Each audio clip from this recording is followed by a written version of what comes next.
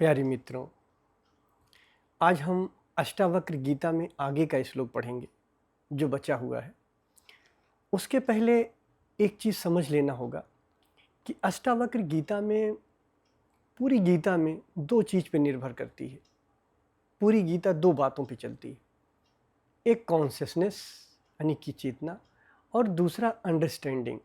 Understanding का मतलब जो बौद्धिक ज्ञान है उसको अष्टावक्र अनुभवगत ज्ञान की तरह समझाने की कोशिश कर रहे हैं, यानी कि अंडरस्टैंडिंग के लेवल पे। जैसे एक नॉलेज होता है, और नॉलेज को जब हम अनुभवगत समझ लेते हैं तो वो अंडरस्टैंडिंग हो जाती है, जो हमारी समझ होती है, अनुभवगत समझ जिसको कहते हैं।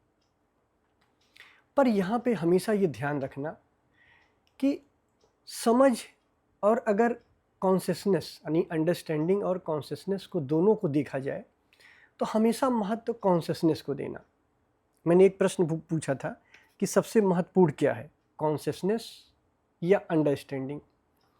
तो अंडरस्टैंडिंग की ज़रूरत कब पड़ेगी, समझ की ज़रूरत कब पड़ेगी, आप बताओ। कब समझ चाहिए? जब प्रॉब्लम होगी ना। प्रॉब्लम कब होगी? जब कॉन्शियसनेस नहीं होगी। अगर आप होशपूर्ण नहीं होंगे, है ना, होशपूर्ण नहीं हुए तभी तो कोई समस्या आएगी, विचार आएगा, भाव आए। भाई कोई दुख आया मान लीजिए, अब दुख के लिए हमें अंडरस्टैंडिंग की ज़रूरत है। लेकिन दुख कब आएगा? जब कॉन्शियसनेस नहीं होगी। अभी देखो, जब आप कॉन्शियस रहते हो किसी चीज़ के प्रति, किसी भी दुख के प्रति, तो क्या दुख आता है? क्या कोई प्रॉब्लम आता है? तब प्रॉब्लम नहीं आता है। तो जब प्रॉब्लम आएगी ना, तब अंडरस्टैंडिंग की ज़रूरत पड़ेगी ना। लेकिन जब प्रॉब्लम ही नहीं आएगी, यानी कि जब कॉन्शियसनेस बनी रहे, अगर कॉन्शियसनेस रहे तो प्रॉब्लम ही नहीं आएगी, तो अंडरस्टैंडिंग की ज़रूरत ही नहीं पड़ेगी। तो सबसे महत्वपूर्ण कॉन्शियसनेस है, चेतना है। इसको सबसे प्राथमिकता देना, सबसे ऊपर रखना है। कहीं ऐसा ना हो जाए कि हम अंडरस्टैंडिंग में ही पड़े रहें, अंडरस्टैंडिंग में ही पड़े, हमारे हाथ कुछ ना हासिल हो।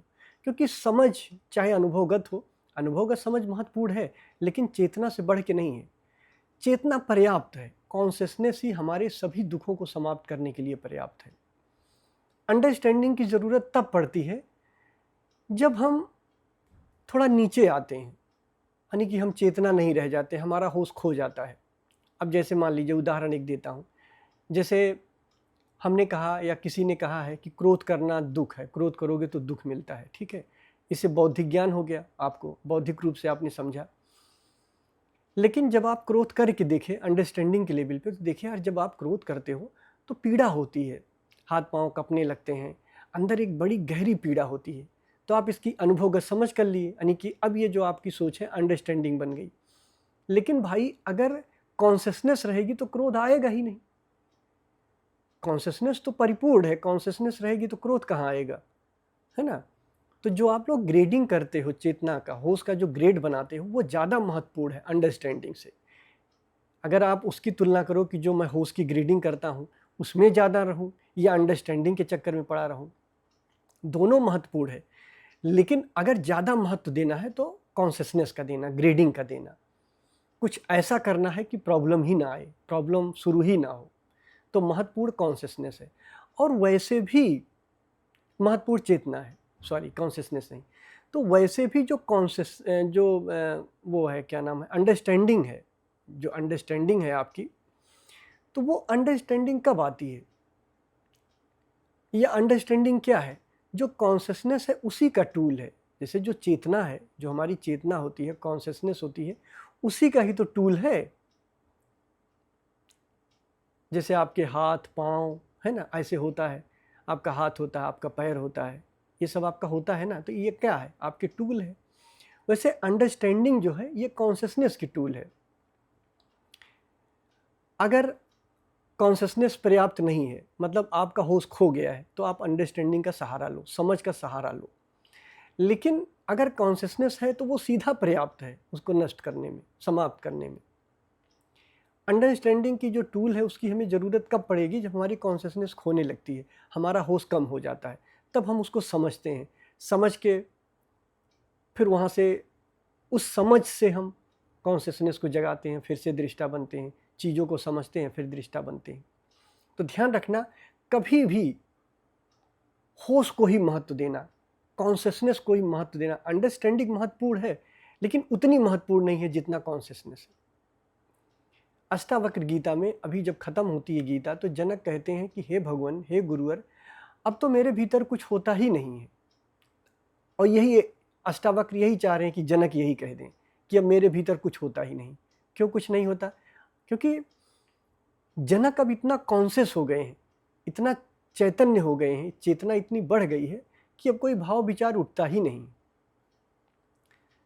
यही लाना चाह रहे थे अष्टावक्र।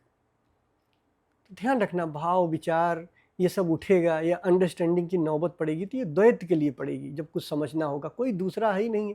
जब सिर्फ आप हो, जब चेतना परिपूर्ण है, जब सिर्फ चेतना है, तो पर्याप्त है। और अगर चेतना ले आई जाए कॉन्शियसनेस को और उसकी तुलना में, अंडरस्टैंडिंग की तुलना में अगर चेतना को लाई जाए तो बढ़िया है। चेतना परिपूर्ण है, कॉन्शियसनेस परिपूर्ण है, अब तो कुछ चाहिए ही नहीं। तो ये ध्यान रखना, हमेशा ध्यान रखना, कॉन्शियसनेस का महत्व तो सबसे ज़्यादा है। और अंडरस्टैंडिंग अनियंत्रित ना हो जाए। मेरा ये समझाने का मतलब है कि 24 घंटे समझ ही ना चलने लग जाए, क्योंकि समझ का चलना भी 24 घंटे वो एक विचार ही है ना। अगर ज़रूरत नहीं है तो समझ की क्या आवश्यकता। मान लीजिए जब कोई प्रॉब्लम है तभी तो आपको समझ चाहिए। अंडरस्टैंडिंग की ज़रूरत कब है? जब कोई प्रॉब्लम है। और बिना प्रॉब्लम के भी अंडरस्टैंडिंग चलती रहे मन में, तो वो भी एक विचार, एक बुद्धि, इससे बढ़ के कुछ नहीं होगी। वो खतरनाक हो जाएगी, फिर कैंसरस हो जाएगी। तो अंडरस्टैंडिंग भी आपको प्रॉब्लम में डाल देगी। समझ रहे हो मेरी बात को? ध्यान से समझना इस बात को, बहुत इंपॉर्टेंट है। अनियंत्रित ना हो जाए समझ। जब समझ की ज़रूरत हो तो समझ लाओ। अगर चेतना परिपूर्ण नहीं है आपकी, अगर कॉन्शियसनेस इतना ज़्यादा नहीं है, तो पहले आप समझने की कोशिश कर लो। जैसे किसी ने आपको क्रोध दिला दिया, तो अगर आपके पास ऐसी क्षमता है कि डायरेक्ट आप साक्षी बन के होश में आके उस क्रोध को ख़त्म कर सकते हो, तो अंडरस्टैंडिंग की कोई ज़रूरत नहीं। ध्यान से समझो जो मैं कह रहा हूँ, फिर से समझो।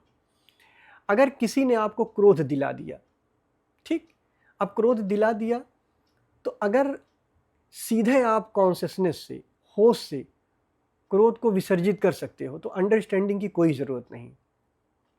लेकिन आपको गुस्सा आ गया, अब सीधे विसर्जित नहीं कर सकते हो, आप कॉन्शियसनेस से दूर हो गए, तो अंडरस्टैंडिंग की ज़रूरत है। अब आप यहाँ समझ सकते हो कि क्रोध करना बहुत दुख है, क्रोध में पीड़ा होती है, खुद को ही पीड़ा होती है, तो चलो अब मैं दृष्टा बन जाऊँ। तो ये अंडरस्टैंडिंग भी आपको दृष्टा पे ही ले जाएगी, यानी कि कॉन्शियसनेस पे ही ले जाएगी। तो अल्टीमेटली कॉन्शियस ही होना है, और कॉन्शियस ही सारी प्रॉब्लम का सॉल्यूशन है। हाँ, अंडरस्टैंडिंग की ज़रूरत है सिर्फ कॉन्शियसनेस तक पहुँचने की।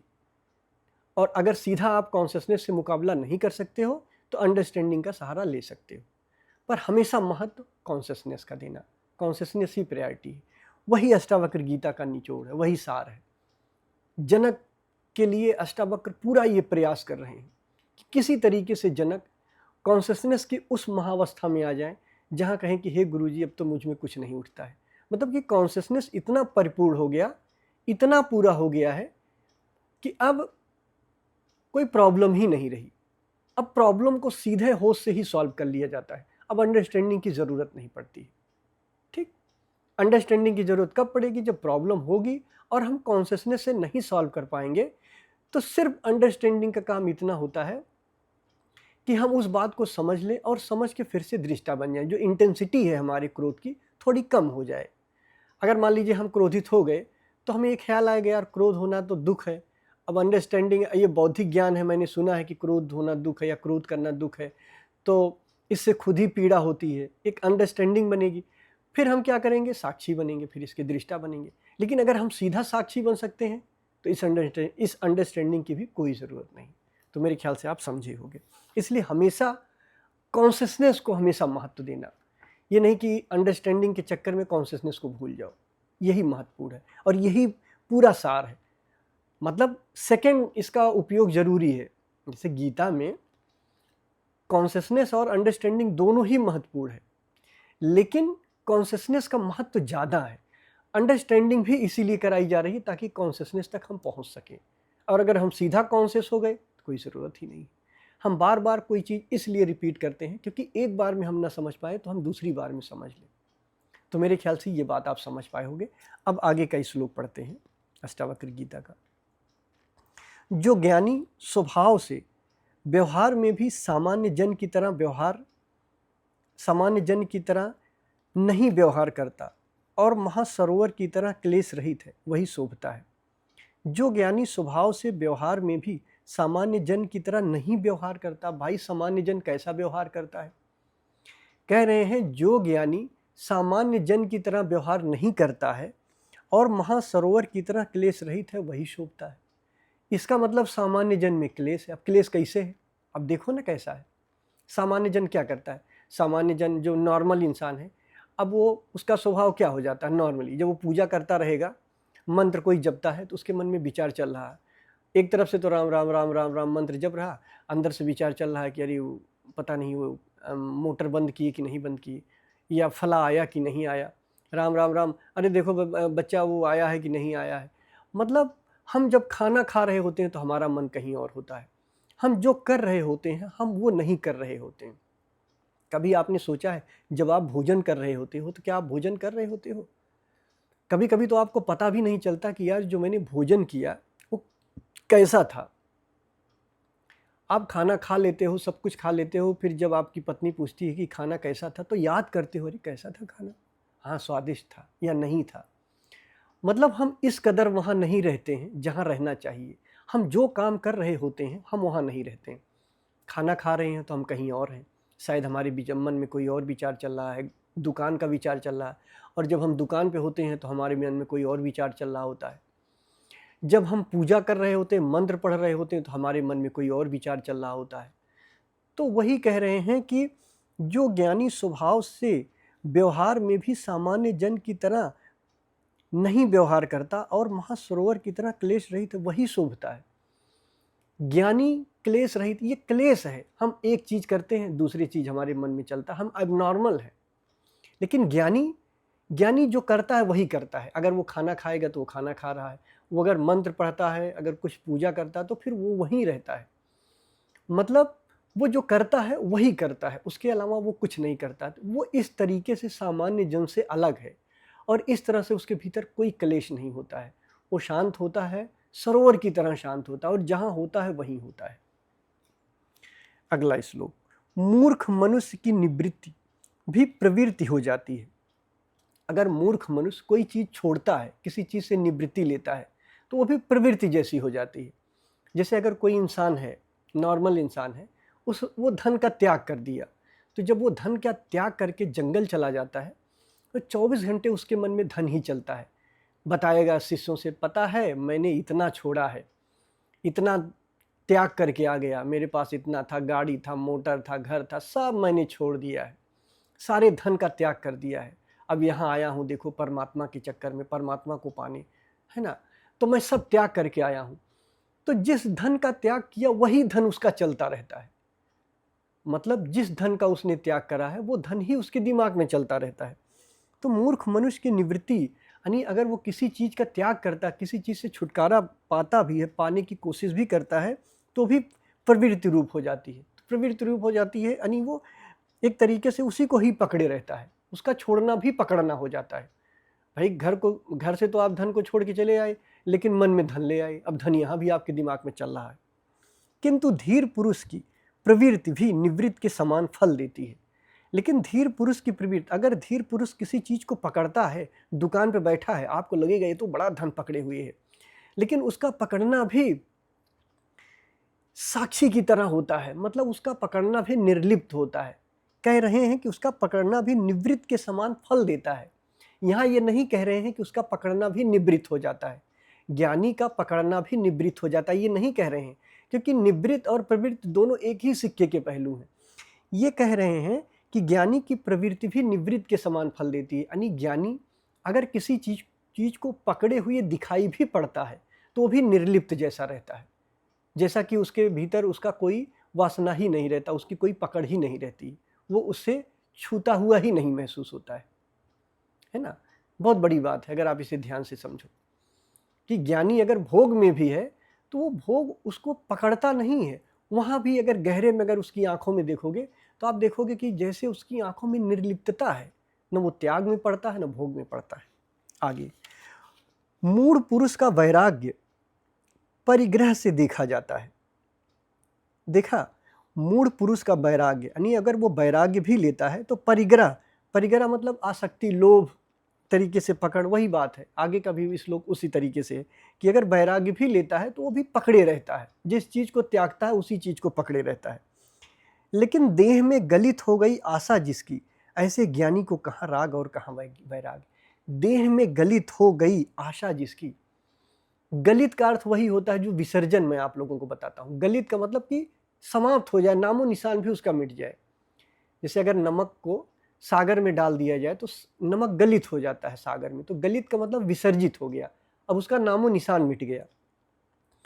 तो जिसकी वासनाएं गलित हो गई हैं, जो विसर्जित हो गई हैं, जिसकी वासनाएं अब सिर्फ होश बन गई हैं, कॉन्शियसनेस बन गई हैं, होश रह गई हैं, तो उसको कहाँ राग है और कहाँ वैराग है, न उसके लिए त्याग है न भोग है। अब क्या पकड़ना क्या छोड़ना, जो आन पड़ा वही कर लेता है, जो है उसके पास वही हो जाता है। आगे का श्लोक, मूर्ख पुरुष की दृष्टि सदा भावना और अभावना में लगी रहती है। दृष्टि हमेशा, जो मूर्ख पुरुष होता है, भावना और अभावना क्या होता है, चिंतन करता है या चिंतन को छोड़ने की प्रक्रिया में रहता है, किसी को पकड़ने या किसी को छोड़ने में ही उसका दिमाग लगा रहता है। हमेशा उसके दिमाग में, अगर वो पकड़ा है चाहे नहीं पकड़ा है, हमेशा उसके मन में अगर वो बैठा भी है तो उसके मन में अगर विचारणा भी चल रही है, थॉट्स भी चल रहा है, तो छोड़ने और पकड़ने की, छोड़ने और पकड़ने की, वो पकड़े ही रहता है। जबकि स्वस्थ पुरुष ज्ञानी को दृष्टि भावना अभावना से युक्त रहकर भी उनके प्रति अदृष्टि रूप ही रहता है। जबकि ज्ञानी भावना और अभावना में कभी कभी लिप्त हुआ दिखाई पड़ेगा, फिर भी उससे निर्लिप्त रहता है। कैसे? आप देख लोगे, अचानक ज्ञानी की कभी बारात में नाच रहा है ना, कभी ऐसा लगेगा कि बड़े भावना में बह रहा है। अगर उसके घर में किसी की डेथ हो गई है तो लगेगा बहुत दुखी है, बहुत रो रहा है। लेकिन गहरे में जब आप उसके भीतर देखोगे, उसकी आंखों में देखोगे, जहां वो है वहां निर्लिप्त है, सब बाहर बाहर हो रहा, भीतर कहीं कोई पकड़ नहीं, किसी भी भावना में नहीं बह रहा है, बहते हुए भी नहीं बह रहा है, बहते हुए दिखाई पड़ता है बट वो बह नहीं रहा होता है। बस आप ऐसे समझ लो कि वासनाओं का उपयोग करता है। ज्ञानी भी वासनाओं का उपयोग करता है, लेकिन ज्ञानी का उपयोग वासनाएं नहीं करती हैं। ऐसा अगर कोई मर गया है तो भी दुखी होगा, वैसा नहीं कि कोई मर गया है और ज्ञानी है तो नाचने लगे, हा हा हा मैं तो महाज्ञानी हूँ, मर गया कहाँ तुम महामोह माया में पड़े हो। वहाँ भी दुखी है, शोक व्यक्त करने की कोशिश करेगा, व्यक्त करेगा, लेकिन वो निर्लिप्त रहेगा, भीतर से उसे कुछ भी नहीं होगा। कभी बहुत ममता में आएगा, अगर पुत्र को देखेगा गले लगा लेगा, बेटा बहुत दिन हो गया, तुम्हारी प्रति मुझे लगाव था, प्रेम था। ऐसा नहीं कहेगा कि नहीं लगाव नहीं था और ये है वो है ना, कि मतलब उसको हर जगह ऐसी व्यवहार करने लग जाए जो मर्यादा के खिलाफ हो। करेगा, वासनाओं के अनुसार कार्य करता हुआ भी वासना में लिप्त नहीं रहता है, यानी कि वो अपनी वासनाओं का उपयोग करता है। एक ज्ञानी भी दुखी हो जाता है, ऐसा लगेगा बड़ा दुखी है, बड़ा क्रोधित है। आपने देखा होगा महाभारत में भगवान कृष्ण सुदर्शन लेके भीष्म के ऊपर दौड़ पड़े, उनके ऊपर बड़े क्रोधित से दिख रहे थे, लेकिन कहीं उस क्रोध में लिप्त नहीं थे, वो क्रोध का उपयोग कर रहे थे। जबकि और भी जो पांडव थे वो वास्तव में क्रोधित हो रहे थे। तो वो करता हुआ भी निर्लिप्त रहता है, वो अपनी वासनाओं का उपयोग करता है, काम क्रोध मोह लोभ सबका उपयोग करता है, लेकिन निर्लिप्त रहता है, उसके मोह दंश से फ्री रहता है। वही बात यहाँ कही जा रही है। जो मुनि बालक के समान व्यवहार करता है एवं कामना रहित रूप से सभी कर्मों का आरंभ करता है, उस शुद्ध स्वरूप को क्रियामण किए हुए कर्म भी लिप्त नहीं करते हैं। कितना सुंदर बात है, बालक के समान व्यवहार करता है। एक बालक, या बचपन में आप भी छोटे रहे होंगे, आपने देखा होगा कि आप लोग खेलने जाते हैं, कहीं घर बनाते हैं, जैसे बच्चे नहीं घर बनाते हैं, दिन भर घर बनाएंगे, उस घर का बड़ा महत्व रहेगा, एक एक ईंटा रखते हैं, उसमें एक एक चीज़ बनाते हैं, डिज़ाइन करते हैं और बेचारे उसको मिट्टी से पूरा कवर करते हैं, इतना सुंदर घर बनाते हैं। जब आपने कभी बचपन में घर बनाया होगा, फिर शाम को जब पिता बुलाता है कि मोहन या राम चलो टाइम हो गया खेलने का, जहाँ घर जो जैसा बनाया छोड़ के भाग जाता है। देखते हो, ऐसा लगता है जैसे वो घर ही किसी का नहीं है, सारे बच्चे ऐसे निर्लिप्त हो जाते हैं, बस ऐसे ही। यहाँ आप रहो, ज्ञानी क्या करता है, यहाँ रहता है, काम करता है, एक एक चीज़ बड़ी मेहनत से बनाता है, घर बनाता है, सारी चीज़ बनाता है। लेकिन जब अंत समय आता है, जब वो मौत का समय आता है, मृत्यु का समय आता है, तो वो ऐसा मरता है जैसे कुछ किया ही ना हो उसने। और जीवन में भी ऐसा लगता है कि जैसे उसने कुछ किया ही नहीं, यहाँ बस खेल रहा था और खेल खत्म हो गई, अब शाम हो गया, अब वापस लौट गया, घर वापस जा रहा है। उसी की बात कर रहे हैं। वही आत्मज्ञानी धन्य है जो मन का निस्तारण कर गया है, जिसने जो मन का निस्तारण, जो मन से मुक्त हो चुका है, मन को समाप्त कर दिया है, मन से छुटकारा पा लिया है। छुटकारा पाना अंतर है। छुटकारा पाना का मतलब अब मन से मुक्त हो चुका है, वो मन में नहीं उलझता है। वही आत्मज्ञानी धन्य है जो मन का निस्तारण कर गया है, जो देखता हुआ, सुनता हुआ, स्पर्श करता हुआ, सूंघता हुआ, खाता हुआ सब भावों में एक रस रहता। कैसे सब भावों में एक रस रहोगे? जब भाव विचार उठेंगे ही नहीं। भाव विचार कब नहीं उठेंगे? जब कॉन्शियसनेस अपनी फुल ग्लोरी में होगी, फुल होश में होगा। कल्पना कर सकते हो ऐसा व्यक्ति जिसके भीतर भाव विचार उठे ही ना, जो कुछ भी कह रहा है, जो कुछ भी कर रहा है उसमें निर्लिप्त है। ये तभी संभव है जब कॉन्शियसनेस इतनी बढ़ जाए, वही जो मैंने शुरू में समझाया, जब कॉन्शियसनेस इतनी बढ़ जाए कि अब कोई भाव विचार उठता ही नहीं, अब इस समय कोई अंडरस्टैंडिंग की ज़रूरत ही नहीं है। तो जब वो सुनता है, स्पर्श करता है, तो उसे कुछ त्यागने की ज़रूरत नहीं। उसको ये नहीं समझना पड़ेगा कि स्पर्श करते हुए निर्लिप्त कैसे रहें, इसकी अंडरस्टैंडिंग नहीं करनी पड़ेगी। सुनता हुआ भी न सुनूं, सुनता हुआ भी किसी चीज़ में निर्लिप्त ना हो, अब इसकी अंडरस्टैंडिंग कैसी करनी पड़ेगी? तो उसे अंडरस्टैंडिंग की ज़रूरत ही नहीं पड़ेगी, है ना। सब भावों में एक रस रहने के लिए अंडरस्टैंडिंग से नहीं, कॉन्शियसनेस की ज़रूरत है। कि कह रहे हैं कि हे जनक, तू इतना कॉन्शियस हो जा, इतना ज़्यादा होशपूर्ण हो जा कि तेरे भीतर अंडरस्टैंडिंग की ज़रूरत ही ना हो, अब समझने की ज़रूरत ही ना हो कि क्यों निर्लिप्त होना चाहिए, क्यों दुखों से मुक्त होना चाहिए, क्यों कोई वासना न पकड़े। तेरा होश ही इतना पर्याप्त हो कि तेरे भीतर भाव ही ना उठे, कोई तरंग ही ना उठे। और ये कब होगा? जब स्प्रिंग खिंच जाएगी, जब होश की स्प्रिंग परिपूर्ण हो जाएगी। वही बात है। सदैव आकाश के समान निर्लिप्त ज्ञानी को कहाँ संसार है, कहाँ आभास है, कहाँ साध्य है और कहाँ साधन। जो निर्लिप्त हो गया, जो आकाश के समान हो गया, जिसका होश इतना हो गया कि अब अकंप होती है, मतलब उसका होश चलते फिरते, उठते बैठते, उसका होश हिलता ही नहीं है, उसके होश की ज्योति हिलती ही नहीं है। ऐसा निर्लिप्त हो गया है, ऐसा होश में सदा के लिए ठहर गया है। तो कहाँ साध्य है, कहाँ साधन है? अब उसको क्या पकड़ना, किसके जरिए पहुँचना है, कहाँ पहुँचना है, ये सब बचा ही कहाँ। जब आप कॉन्शियस ही हो गए, जब आप अनहद नाद ही हो गए हो, जब आप चेतना ही हो गए हो, जब आप ऐसी जगह पहुँच गए हो जिसके पीछे और नहीं जा सकते हो। पहले दृष्टा बने, ठीक है, पहले विचारों को देखा, विचार खत्म हुए, विचार आपको भाव में भेज दिए, भाव के भी पीछे आप चले आए, संभावना में आ गए, संभावना के भी पीछे आ गए। अब आप एक ऐसी जगह आ गए हो जिसके पीछे जा ही नहीं सकते हो, आप शुद्ध चेतना हो गए हो। तो जब आप शुद्ध चेतना हो गए हो तो अब किसको पकड़ना है? अब कहाँ साधन है, कहाँ साध्य है? दोनों ही जरूरत नहीं है, खो गया। वही सन्यासी जय को प्राप्त होता है जो पूर्णानंद स्वरूप है। सुनते हो इस महावाक्य को? जय को प्राप्त होता है, अभय को प्राप्त होता है। असली जय कब है? हम सोचते हैं हम विजयी हो गए, हम जीत आए। भाई क्या जीत आए? असली जय कब है बताओ? सोचो, असली विजय कब है? जब हम इंद्रियों को जीत लें, इंद्रियों के ऊपर चले जाएं। जब हम इंद्रियों को जीतने की बात करते हैं तो इंद्रियों के दमन की बात नहीं करते हैं। हम होश की ऐसी परम अवस्था में पहुंच जाएं जहां से अब कोई विचार भाव उठे ही ना और सदा हमारा वहां निवास रह जाए, चलते फिरते हम परम होश में रहें।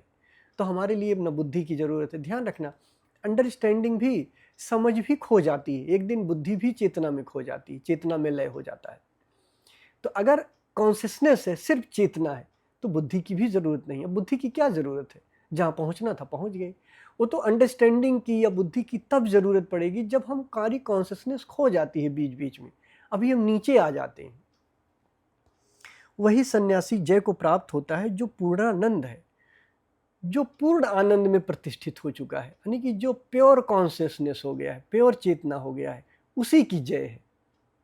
वही कह सकता है अहो अहो अहो अहम नमो मह्यम, उसी की जय है। तथा जिसकी समाधि अकृत्रिम अविच्छिन्न रूप से निरंतर विद्यमान रहती है, मतलब कि जिसकी समाधि अकंप हो गई है, मतलब जिसका समाधान अकंप हो गया है, अब बार बार उसको अंडरस्टैंडिंग में नहीं जाना पड़ता है, अकंप प्रज्ञा हो गई है जिसकी।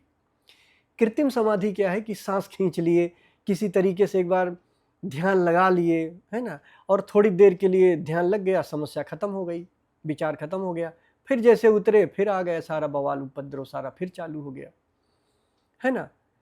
तो वही है, ऐसी मस्ती जो आती जाती है वो मस्ती नहीं है, जो मस्ती आती जाती ना हो वही असली मस्ती है ना। जो मस्ती उतर जाती हो फिर चढ़ जाती हो तो वो मस्ती किस बात की है। तो कृत्रिम समाधि हम आरोपित कर लेते, एक समाधि होती है कि हम आरोपित कर लेते हैं, बना लेते हैं सांस को साध के, किसी तरीके से प्राणायाम करके थोड़े समय के लिए उसको साधे रहते हैं, उसके जाते ही हम फिर वैसे ही हो जाते हैं, घंटा गोपाल हो जाते हैं, सब खत्म हो जाता है। वही सन्यासी जय को प्राप्त होता है जो पूर्णानंद है तथा जिसकी समाधि अकृत्रिम है, यानी कि वास्तविक है, बनाई न गई हो। यानी ये नहीं कि थोड़ी देर आप 1 घंटा बैठते हो तब तो आप समाधि में हो गए हो, आप एकदम किसी तरीके से सांस को खींच खांच के समाधि में चले गए हो, आपके समाधान हो गया मुसीबतों का। फिर जब आप 1 घंटे बाद उतरे तो सारा उपद्रव फिर हो गया। भाई आप 1 घंटा 24 घंटे में ध्यान कर सकते हो ना, बाकी 24 घंटे का क्या होगा? क्या बाकी 24 घंटे आप दुख में रहते हो तो कौन सा आनंद है? आप कहते हो कि मैं बहुत बड़ा ध्यानी हूँ, 1 घंटा आप 2 घंटा ध्यान कर लेते हो दिन में, तो उस समय तो आप सुखी हो जाते हो। बाकी के 23 घंटे 22 घंटे फिर क्या? फिर तो दुख में ही रहते हो। तो कौन सी समाधि आपकी असली हुई? तो जाहिर सी बात है वो नकली समाधि हुई। असली समाधि तो वो समाधि है, वो मस्ती है जो उतरे ही ना, जहां आपका होश का लेवल ऐसा हो जाए कि अब अकंप हो जाए। तो ध्यान रखना, जो आप लोग ग्रेडिंग करते हो सजगता का, उसका महत्व ज़्यादा है अपितु उसके अंडरस्टैंडिंग की। अंडरस्टैंडिंग की ज़रूरत तब तक है जब तक अभी आपकी प्रज्ञा अकंप है, जब तक आपकी मस्ती चढ़ती उतरती है। अब मस्ती उतर गई है तो अंडरस्टैंडिंग लानी पड़ेगी कि यार ये क्या हो गया है, ये दुख हो गया है, दुख क्यों हो गया है, अच्छा ऐसा दुख क्यों हुआ, ये मैंने किया इस कारण दुख है, तो दुख नहीं होना चाहिए, इसकी अंडरस्टैंडिंग बनी, अनुभवगत समझ बना। फिर ये समझ कहाँ ले जाएगी? कॉन्शियसनेस में ले जाएगी। तो भाई कॉन्शियसनेस बनी ही रहे तो इसकी नौबत ही नहीं आएगी, प्रॉब्लम आए ही ना, तो वो ज़्यादा सही है ना। तो अगर आपकी समाधि सतत बनी रहे, यानी स्प्रिंग खींच जाए कॉन्शियसनेस की, तो मुसीबत ही नहीं है, तो अंडरस्टैंडिंग की ज़रूरत ही नहीं है। अब अंडरस्टैंडिंग भी, बुद्धि भी आप बेकार है, आपके लिए कोई ज़रूरत नहीं। तो अकृत्रिम अविच्छिन्न रूप से निरंतर विद्यमान रहती है, निरंतर विद्यमान रहती है। वही सन्यासी जय को प्राप्त होता है जो पूर्णानंद स्वरूप है तथा जिसकी समाधि अकृत्रिम अवच्छिन्न रूप से निरंतर विद्यमान रहती है, अकंप रहती है। अगला श्लोक है, यहां बहुत कुछ कहने से क्या प्रयोजन। तत्वज्ञानी महाशय, महाशय का शब्द बड़ा अर्थ महत्वपूर्ण है। महाशय, जिसका स्थान, जिसका आशय महान है, आशय महान है, यानी कि वो चेतना स्वरूप हो गया है, जिसका फैलाव हो गया है, जिसकी चेतना विशिष्ट हो गई है, जिसका फैलाव अनंत हो गया, जिसका स्थान महान हो गया है, महाशय, जिसका आशय महान है। यहाँ बहुत कुछ कहने से क्या प्रयोजन। तत्वज्ञानी महाशय भोग और मोक्ष दोनों में निराकांक्षी, सदा और सर्वत्र राग रहित रहता है। सुनते हुए इस महावाक्य को, ऐसा महाशय भोग और मोक्ष, अब मोक्ष की भी इच्छा खत्म हो जाती है जब आप उस अवस्था में पहुंच जाओगे जहां आप सदा होश में रहते हो, सदा होशपूर्ण हो, सदा चैतन्य हो। तो मेरे भाई, अब निर्वाण की आवश्यकता क्या है? किसके निर्वाण होना है? क्या निर्वाण होना है? निर्वाण तो दुखों से होना था ना, निर्वाण तो हमारी समस्याओं से होना था, हमारी परेशानियों से, हमारी बेहोशी से होना था।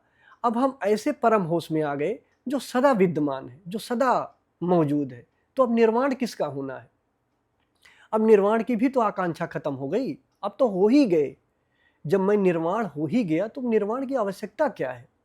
अब किससे मुक्त होना है? हमारी बेहोशी जब खत्म ही हो गई, हम परम होश हो गए, हम सच्चिदानंद हो गए, चैतन्य स्वरूप हो गए हैं, तो निर्वाण किससे लेना है? अब तो हम हो गए। जब हम हुए नहीं रहते हैं तभी हमें कुछ पाना है, तभी कुछ खोना होता है। यहाँ बहुत कुछ कहने से क्या प्रयोजन। तत्वज्ञानी महाशय भोग और मोक्ष, भोग से भी खत्म हो गए और त्याग से भी खत्म हो गए। न उनको भोग रहा, न त्याग रहा, और न मोक्ष का ही लोभ रहा, क्योंकि अब तो हो चुके हैं। मोक्ष का मतलब परम होश, अब वो परम होश हो ही गए हैं। तो अब जब परम होश हो ही गए हैं तो अब होश की आकांक्षा भी कहाँ रही, वो भी खत्म हो गई। सदा और सर्वत्र राग रहित रहते हैं, अब उनके भीतर राग ही नहीं होता। जब राग हो तभी तो अंडरस्टैंडिंग की जरूरत पड़ेगी, अब राग ही नहीं तो अंडरस्टैंडिंग की जरूरत ही नहीं। अब चेतना खुद समर्थ है, चेतना ही परिपूर्ण है सारी समस्याओं को सॉल्व करने में। तो उम्मीद है आज बात समझे हो हमारी अष्टावक्र गीता की। इसके आगे भी कुछ भाग बचे हैं, फिर हम अगले भाग में चर्चा करेंगे। धन्यवाद।